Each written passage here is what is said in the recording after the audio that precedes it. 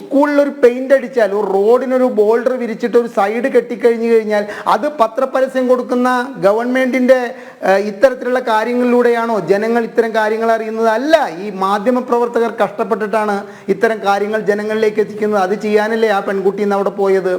എനിക്ക് ആ വീഡിയോ അഭയദേവ് അയച്ചു തന്നിട്ട് ഞാനത് മുഴുവൻ കാണാൻ നിന്നില്ല മറ്റേ അനിൽ നമ്പ്യാർ. കാരണം എന്താ വെച്ച് കഴിഞ്ഞാൽ എനിക്കിത് ഈ സ്ത്രീകളോടുള്ള ഇത്തരത്തിലുള്ള കയ്യേറ്റവും കാര്യങ്ങളും എനിക്ക് സഹിക്കില്ല. എന്തിനേറെ ഹൈക്കോടതി ഒരു ബസ് ഒരു CITU തൊഴിലാളികൾ ഇവിടെ കോട്ടയത്ത് ഒരു സ്ഥലത്ത് തടഞ്ഞിട്ടുള്ള പ്രശ്നത്തിൽ ആ ബസ് മുതലാളിയുടെ ചെകിടത്തടിച്ചിട്ടുള്ള കാര്യം ഹൈക്കോടതി അത് കേട്ടിട്ട് പറഞ്ഞു അടി കൊണ്ടത് എൻ്റെ ചെകിടത്താണ് എന്ന് പറഞ്ഞു. ഒരു CITU നേതാവാണ് അടിച്ചത്. മാപ്പ് പറഞ്ഞു, പ്രശ്നങ്ങൾ തീർന്നാലും ആ ഹൈക്കോടതി പറഞ്ഞ വാക്ക് തന്നെയാണ് കേരളത്തിലെ ജനങ്ങളുടെ ചെകിടത്താണ്. കാരണം കേരളത്തിലെ ജനങ്ങൾക്ക് വേണ്ടിയിട്ടാണ് ഹൈക്കോടതി അത്തരത്തിലുള്ള വാക്കുകൾ പറയുന്നത്. സുപ്രീം കോടതി പറഞ്ഞിട്ടുള്ളത് എന്താ? നീതി നിയമ വ്യവസ്ഥകൾ തുല്യമായി നടപ്പിലാക്കുന്നു എന്ന് പറച്ചിലല്ല, അത് പ്രാവർത്തികമാക്കി ജനങ്ങൾക്ക് തോന്നുമാറ് പ്രാവർത്തികമാക്കലാണ് ജനാധിപത്യം എന്ന് സുപ്രീം കോടതി ഒരു കേസ് കേൾക്കച്ചിൽ പറഞ്ഞിട്ടുണ്ട്. അപ്പം ഇത്തരത്തിലുള്ള നമ്മുടെ CPM നേതാക്കളുടെ പറച്ചിലും പ്രവർത്തിക്കും രണ്ടാണ് എന്നുള്ളതിൻ്റെ അവസാനത്തെ ഒരു ഉദാഹരണമാണ് സ്ത്രീ സംരക്ഷണത്തിൽ നമുക്ക് കിട്ടിയിട്ടുള്ള ഈ അവാർഡ്. ഈ കുട്ടി ചെയ്തിട്ടുള്ളത് അങ്ങേയറ്റം തെറ്റായിട്ടുള്ള കാര്യമാണ്. 36 കോടി രൂപ ചെലവാക്കിയിട്ടാണ് ഈ CPM എന്ന് പറയുന്ന പാർട്ടി കേരളീയം നടത്തിയത്. എന്തിനാണ്? വ്യവസായികളെ കേരളത്തിലേക്ക് ആകർഷിക്കാൻ വേണ്ടിയിട്ട് 36 കോടി രൂപയാണ് രാത്രിയിൽ അവിടെ ഭക്ഷണശാലകളും അതുമാതിരി തന്നെ ആദിവാസികളെ കൊണ്ടുവന്നിട്ട് സെൽഫി എടുക്കാനൊക്കെ വേണ്ടിയിട്ട് ചെലവാക്കിയിരിക്കുന്നത്. അങ്ങനെ കേരളം മുൻപോട്ട് പോയിട്ടുള്ള ഒരു സമയത്ത് കേരളീയം കഴിഞ്ഞ 3-ന്റെ അന്ന് ഒരു മഴ പെയ്തപ്പോൾ ഈ കഴുത്തിനൊപ്പമായിരുന്നു തിരുവനന്തപുരത്തിൻ്റെ വെള്ളം. അത് റിപ്പോർട്ട് ചെയ്യുമ്പോൾ എങ്ങനെയാണ് സഹിക്കുക? ഈ വെള്ളക്കെട്ട് മാറിയിട്ട് പോരെ ഈ കേരളീയം നടത്തലേ എന്ന് ചോദിച്ചു കഴിഞ്ഞാൽ, ജനങ്ങൾ ചോദിച്ചു കഴിഞ്ഞാൽ അതിന് ഉത്തരം പറയാൻ അർഹരായവർക്ക് കൊടുക്കുന്ന ഒരു ചെകിടത്തടിയല്ലേ ഇപ്പം ഈ പറഞ്ഞ മാതിരിയുള്ള ഇത്തരത്തിലുള്ള റിപ്പോർട്ടിങ് നടക്കുന്നത്. ഇനി അടുത്തത് 4ാം ലോക കേരള സഭ 3 നടത്തിയതിൻ്റെ റിസൾട്ട് നമുക്ക് കിട്ടി. 3 ഏകദേശം 8 കോടി രൂപയോളം ചെലവാക്കിയിട്ടുണ്ട്. ഇപ്പം 4ാമത്തെ ചെലവാക്കാൻ വേണ്ടി 4 കോടി രൂപയാണ് വകയിരുത്തിയിരിക്കുന്നതെന്ന് പറയുന്നു. 4ാം ലോക കേരള സഭ നടത്തിയിട്ട് ഇവിടേക്ക് ടാറ്റയും ബിർളയും അംബാനിയും അതുമാതിരി തന്നെ അദാനിയും ഒക്കെ ഒരുപാട് ബിസിനസ് കൊണ്ടുവരാൻ വേണ്ടിയിട്ട് ഇവിടെ വാളയാർ അതിർത്തിയിലും ഉദുമൽപേട്ടയിലും നിൽക്കുന്ന സമയത്ത് ഈ കുട്ടി ഇത്തരത്തിലൊരു റിപ്പോർട്ട് നടത്തി അവർ തിരിച്ചു പോകില്ലേ അവരെ കെട്ടും കണിയെടുത്തിട്ട്? അപ്പൊ തെറ്റല്ലേ ഇത് ചെയ്തിരിക്കുന്നത്? എൻ്റെ അച്ഛൻ അടിക്കടി എന്നോടൊക്കെ കുട്ടിക്കാലത്ത് പറയുന്നു, പരാക്രമം സ്ത്രീകളിലല്ല വേണ്ടു, പരാക്രമം സ്ത്രീകളിലല്ല വേണ്ടു എന്നുള്ളൊരു വാക്കുണ്ട്, ഒരു ആപ്തവാക്യമാണത്. പരാക്രമം കാണിക്കണമെങ്കിൽ തുല്യരായ ആണുങ്ങളോട് പരാക്രമം കാണിക്കട്ടെ, അല്ലാതെ ഇത്തരത്തിലൊരു പാവപ്പെട്ട പെൺകുട്ടി അതിൻ്റെ വയറ്റുപിഴപ്പ് കൂടിയാണത്. അതിനൊരു കുടുംബമുണ്ട്.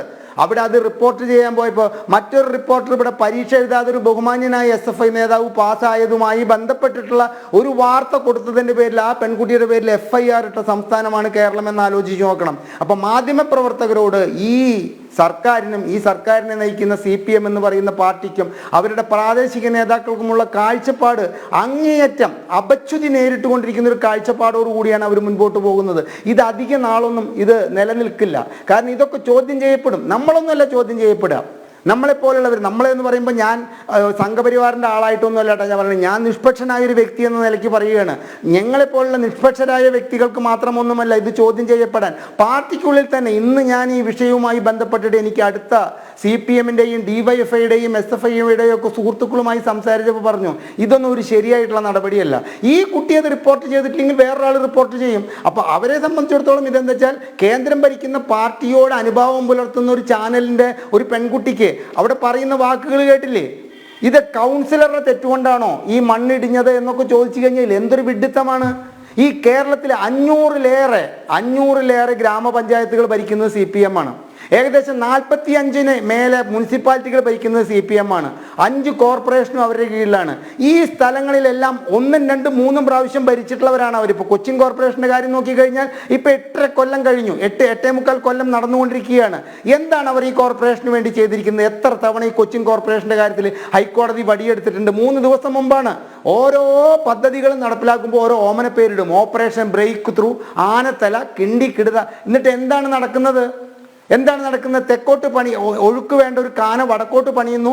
ശുദ്ധമായിട്ട് മഴ നിന്ന് പെയ്യുമ്പോൾ, കഴിഞ്ഞ കൊല്ലം ഉണ്ടായതല്ലേ കൊച്ചിയിൽ പള്ളുരുത്തിയിലെ, നിന്ന് മഴ പെയ്യുന്ന സമയത്ത് ഈ കാനയുടെ സിമെന്റ് കോൺക്രീറ്റിംഗ് നടന്നുകൊണ്ടിരിക്കുകയാണ്. എന്താണ് ഇതിൽ കോൺക്രീറ്റിങ്ങിന്റെ സിമെന്റിന്റെ കണ്ടന്റ് ഈ മഴ പെയ്യുമ്പോൾ അവിടെ നിൽക്കുമോ?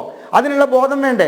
ഈ പണികളൊക്കെ നടക്കുന്നിടത്ത് ശ്രീ അജിത് പറഞ്ഞതുപോലെ തന്നെ കൊട ചൂടിക്കൊണ്ട് മഴയത്താണെങ്കിലും വെയിലത്താണെങ്കിലും ഒരു സൂപ്പർവൈസറെ കാണാൻ വേണ്ടിയിട്ട് ഞാൻ കഴിഞ്ഞ 10-20 കൊല്ലമായിട്ട് ശ്രമിച്ചുകൊണ്ടിരിക്കുകയാണ്. ഈ കോർപ്പറേഷനുകളുടെ വർക്ക് നടക്കുന്നിടത്ത് PWDയുടെ ഇതാവട്ടെ, കോർപ്പറേഷൻ്റെ ആവട്ടെ, മുനിസിപ്പാലിറ്റിയുടെ ആവട്ടെ, പഞ്ചായത്ത്, ഏതെങ്കിലും തദ്ദേശ സ്വയംഭരണ സ്ഥാപനത്തിൻ്റെ ഒരു ജീവനക്കാരൻ അവിടെ വന്ന് നോക്കുന്നില്ല. അവിടെ മുഴുവൻ കോൺട്രാക്ടറുടെ ആൾക്കാരാണ്. ഞാനിപ്പോൾ 1-2 കാനകളുടെ പണി കണ്ടിട്ട് അതിനെ തടയാൻ ശ്രമിച്ചു. നിങ്ങൾ എന്താണ് ഈ ചെയ്യുന്നത്?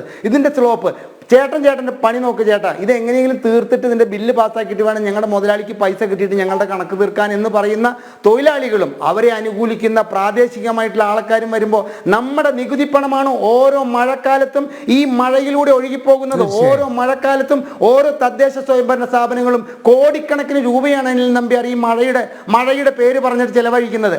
അങ്ങനെ ചെലവഴിക്കപ്പെടുന്ന പണം ദുർവിനിയോഗം ചെയ്യുകയാണെന്ന് നമ്മളെ അറിയിക്കാൻ വേണ്ടി ഒരു പാവപ്പെട്ട വനിതാ മാധ്യമ പ്രവർത്തക ചെന്നപ്പോ അവരെ തടയാനും അവരെ മർദ്ദിക്കാനും അവരുടെ ക്യാമറ നശിപ്പിക്കാനും ശ്രമിച്ചിട്ടുണ്ടെങ്കിൽ ഇത് സാക്ഷര കേരളമല്ല, ഇത് ദൈവത്തിന്റെ നാടല്ല. ഈ ദൈവത്തിന്റെ നാട് എന്ന് ഈ കേരളത്തിന് പേരിട്ട് അവനെ കിട്ടിക്കഴിഞ്ഞു കഴിഞ്ഞാൽ, ഞാൻ നേരിട്ട് കണ്ടു കഴിഞ്ഞാൽ അവനെ ഞാൻ മുഖത്ത് ആട്ടുമെന്നാണ് എനിക്ക് പറയാനുള്ളത്.